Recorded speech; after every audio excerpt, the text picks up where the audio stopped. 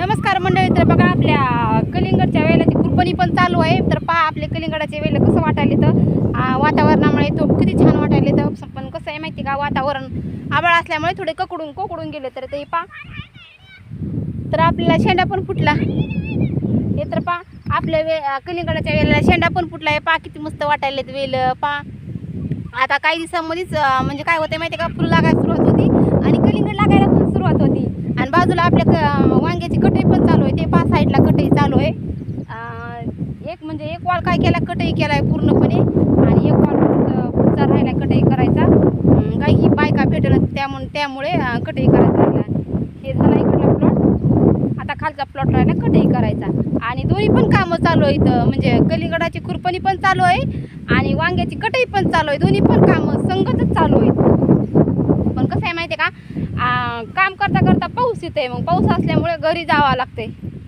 त्यामुळे कामं उरकत आता खुरपणी करायची. खूप म्हणजे वातावरणामुळे काय झालं माहिती आहे का, खूप गवत झालं आहे आपल्या प्लॉटमध्ये. याच्या कलिंगडच्या प्लॉटमध्ये खूप गवत झालं आहे. तर खुरपणी पण चालू आहे. 5-6 जणी बायका लावल्या आणि खुरपणी करून घ्यायची.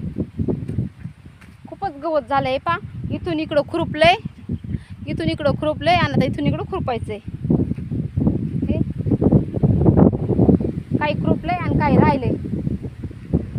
हे एक राहिलंय, आता खुरपून घ्यायचंय गवत. हे पा इथून इकडं खुरपलं आणि तुम्हाला खुरपल्या पण दाखवते. काही ढिग सकाळी मी उचलून टाकले टोपल्यामध्ये नेऊन.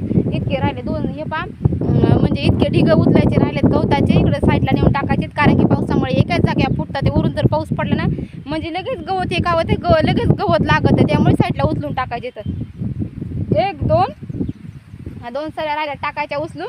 आणि इकडं पूर्ण खुरपणी पण झाली. पण पहा किती मस्त प्लॉट वाटायला कलिंगडचा, खूपच छान वाटायला.